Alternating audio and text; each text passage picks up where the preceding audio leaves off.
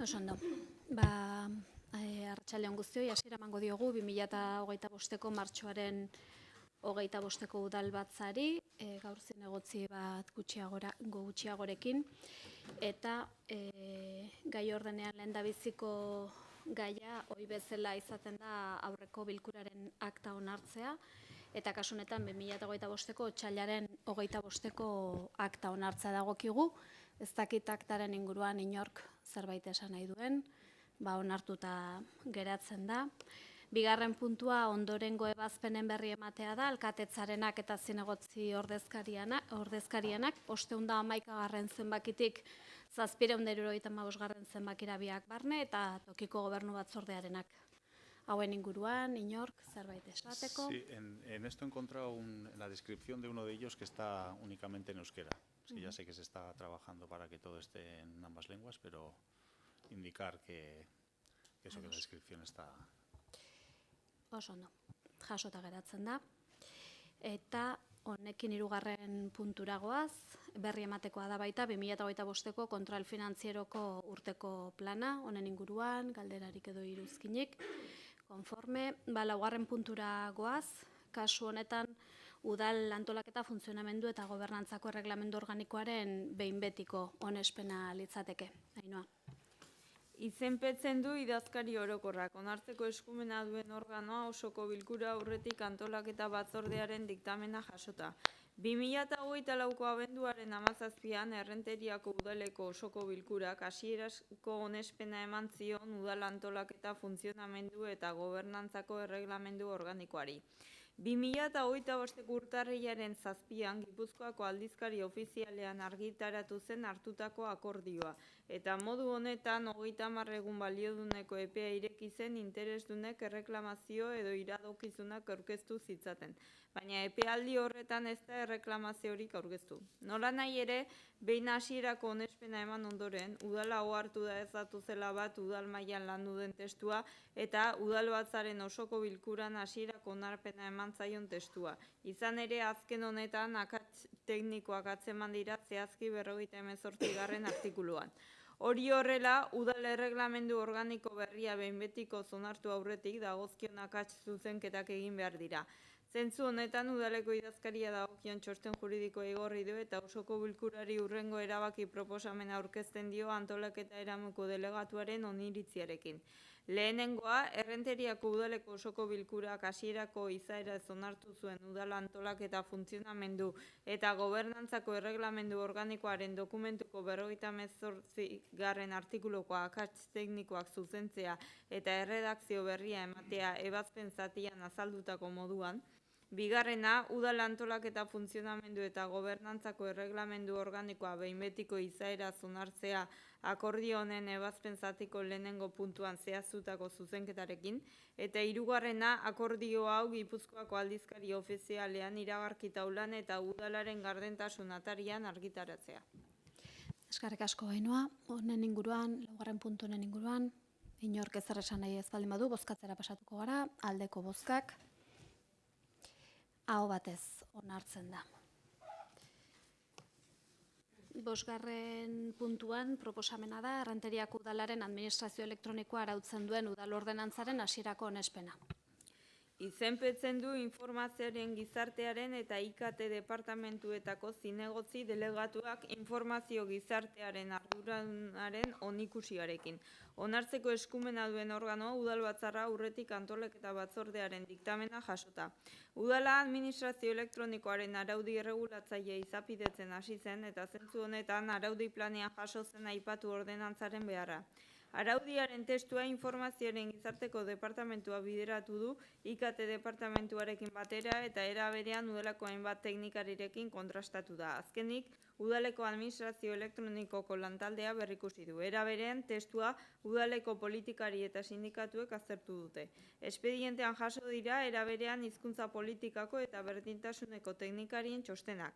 Ordenantzaren testuak aldeko txosten tekniko juridikoa jaso ditu eta modu honetan informazioaren gizarteko arduradunak hurrengo erabaki proposamena aurkezten dio udalbatzari. Lehenengoa, Errenteriako udalaren administrazio elektroniko arautzen duen udal ordenantzari hasierako onespena ematea, Eta bigarrena, jendaurreko informazio eta audientzia aldi erikitzea 30 laneguneko epean, erreklamazioak edota iradokizunak aurkezteko. Audientzia aldia iragarkia Gipuzkoako aldizkari ofizialean, udal iragarki taulan eta udal webunean argitaratuz egingo da. Inolako erreklamazio edo iradaukizunik aurkeztu ezean, ordura arteko behin betiko akordioa behin betiko onartutzat joko da. Eskerrik asko, Ainhoa, honen inguruko iruzkin edo galdera edo ados, bozkatzera pasat. Sí, quería comentar que todo lo que sea el acercarse a la ciudadanía, bien sea digitalmente, o esto es muy positivo porque al final es transparencia. Y también lo que no debíamos de dejar con esto es que tengamos una desconexión física con la ciudadanía, o sea, que nos acostumbremos a depender directamente de todo lo que sea la tramitación digital y no hagamos caso a la ciudadanía. Sin más, quería comentar esto. Oso ondo, eskerrik asko. Bozkatzera pasatuko gara, aldeko bozkak, 13, ez da? 9, bai, 13. Nola 15? Jesus, bale. 15, aldeko bozka, kontrako bozkak, abstentzioak, 5 abstentzio, onartuta geratzen da. Urrengoa 6. puntuan, Diputazio plazako Morrongileta, Diputazio plazako Morrongileta kaleko eta Gamon Zumardiko kioskoen ustiategiei buruzko emakideen ebazpena. Hemen akats bat dago ebazpen zatiko 3. apaldian izane 10 egun natural dioen lekuan 10 egun balio duen esan behar du. Orduan behin zuzenketa eginda erabaki proposamena horrekin irakurriko izuet. Izenpetzen du kontratazio eta ondareko arduradunak. Onartzeko eskumena duen organoa udalbatzarra aurretik antolaketa batzordearen diktamena jasota. Osoko bilkurako 2007, 2013 eta 2014ko akordio bidez, besteak beste, Diputazio plazako Gamon Zumardiko eta Morrongileta kaleko kioskoak ustiatzeko emakideak esleitu ziren. Nolanahi ere, udal honetako erregistro bidez, 3 esleipendun horien uko egitea jakinarazi dira. Zentzu honetan, ondare eta kontratazioko arduradunak txostena eman du eta idazkariak oniritzia eman dio. Beraz, ondare eta kontratazioko arduradunak urrengo erabaki proposamen aurkezten dio udalbatzarrari zinegotzi delegatuaren oniritziarekin. Lehenengoa hasiera ematea Diputazio plazako Morrongileta kaleko eta Gamon Zumardiko kioskoen ustiatiegi buruzko emakideak suntsitzeko espedienteari zerbitzua emateari uzteagatik. Bigarrena, interesdunei ohartaraztea espedientea ebaztean konfiskatu ahal izango dela kontratua betetzeari erantzuteko eratutako behin betiko bermea. Hirugarrena, entzunaldia ematea interesdunei 10 egun balioduneko epean jakinarazpen hau jasotzen denetik kontatzen hasita egoki deritzen alegazioak egin ditzaten. Laugarrena, alkateari ahalmena ematea Diputazio plazako Morrongileta kaleko eta Gamon Zumardiko kioskoen ustiapenen gaineko emakina suntsitzeko egin beharreko jarduketak egin ondoren, eta 5. jakinaraztea erabaki hau aipatutako emakideen esleipendunei. Eskerrik asko, Ainhoa, honen inguruan zerbait. Bozkatzera pasatuko gara, aldeko bozkak, 14 aldeko bozka, kontrako bozkak, abstentzioak, 6 abstentzio, onartuta geratzen da. 7. puntua, administrazio emakidako sisteman dauden hainbat garajetako garaje plazen prezioak eguneratzea da. Izenpetzen du kontratazio eta ondareko zinegotzi delegatuak. Onartzeko eskumena duen organoa udalbatzarra aurretik antolaketa batzordearen diktamena jasota. Osoko bilkurak 2014ko abenduaren 18an hartutako akordio bidez Errenteria garatu udal soziete anonimoari emandako kudeatzeko ahalmena berreskuratu zituen, eta ahalmen horien artean daude emakidako erregimenean dauden garajeak. Horien prezioak urtero eguneratu behar dira KPI-aren arabera.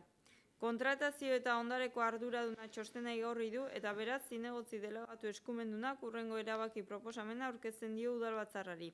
Lehenengoa, administrazio emakidako erregimenean dauden garaje plazen prezioak eguneratzea erabaki proposamenean zehaztutako koefizienteen arabera 2024ko abenduaren 31ean, prezioak akordian eta espedientean jaso dira, Bigarrena, emakidadunei jakinaraztea 2024ko abenduaren 31ean administrazio emakidako erregimenean dauden garaje plazen prezioak eguneratu direla. Hirugarrena, administrazio emakidako erregimenean dauden garaje plazen prezioa 2025ko apirilaren 1etik aurrera izango dituzte ondorioak.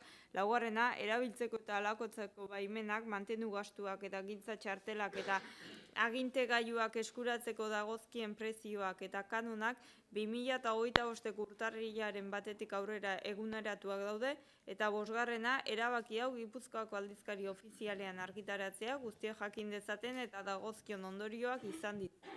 Eskerrik asko, Ainhoa, honen inguruan zerbait esateko.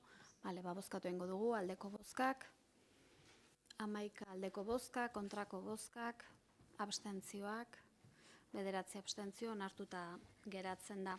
8. puntua, ingurumenari lotutako irizpideak erabiliz, Errenteriako udal eraikin batzuen garbitzeko zerbitzua eta gaika bildutako hondakinen kudeaketa emateko kontratuaren aldaketa. Izenpetzen du kontratazio eta ondareko delegatuak. Onartzeko eskumena duen organoa udalbatzarra aurretik antolaketa batzordearen diktamena jasota.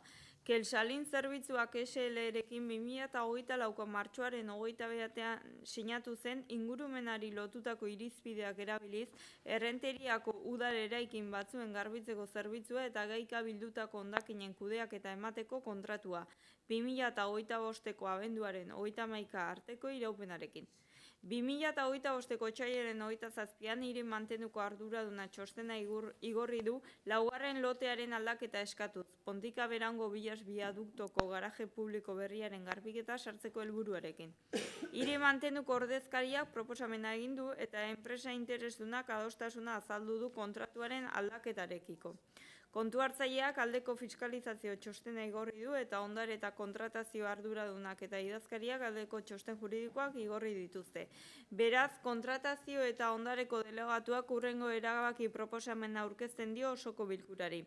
Lehenengoa, aldatzea Kelsalin zerbitzuak SL-erekin sinatutako kontratua ingurumenari lotutako irizpideak erabiliz Errenteriako udal eraikin batzuen garbitzeko zerbitzua eta gaika bildutako hondakinen kudeaketa emateko kontratuaren prezioa 15.247,66 eurotan handituz, hau da, hasierako prezioaren 15,58 lizitazioa arautu zuten administrazio klausula partikularen agirietan eta hiri mantenuko arduradunak emandako txostenetan ezarritakoaren arabera. Bigarrena, era berean eskatzea adjudikazio hartzaileari 15 egun naturaleko epean handitzearen jakinarazpena egin denetik kontatzen hasita 630,07 euroko behin betiko bermea jarri dezan. Hirugarrena, era berean eskatzea adjudikazio hartzaileari 15 lan-eguneko epean adjudikazioaren jakinarazpena egin denetik kontatzen hasita kontratua elektronikoki sinatu dezan administrazio dokumentuan. Laugarrena, 15.247,66 eurotako gastua baimentzea eta xedatzea, eta bosgarrena argitaratzea kontratuaren adjudikazioa Errenteriako udalaren kontratatzailearen profileko iragarki bidez. Eskerrik asko, Ainhoa, honen inguruko galdera edo iruzkinek. Bozkatu egingo dugu, aldeko bozkak, 11 aldeko bozkak, kontrako bozkak, abstentzioak, 9 abstentzio, onartuta geratzen da. Eta modu honetara iristen gara 9. puntura, galdera eskarietara, zerbait baldin badago. Sí. En Rentería existen varios monolitos que se considera una forma de enaltecimiento del terrorismo y ofenden a las víctimas y a la mayoría de la población que estuvo amedrentada por estos asesinos. ¿Cuándo se van a retirar estos monolitos de la vergüenza? Gracias. Hurrengo plenoan erantzungo dugu. Eskerrik asko.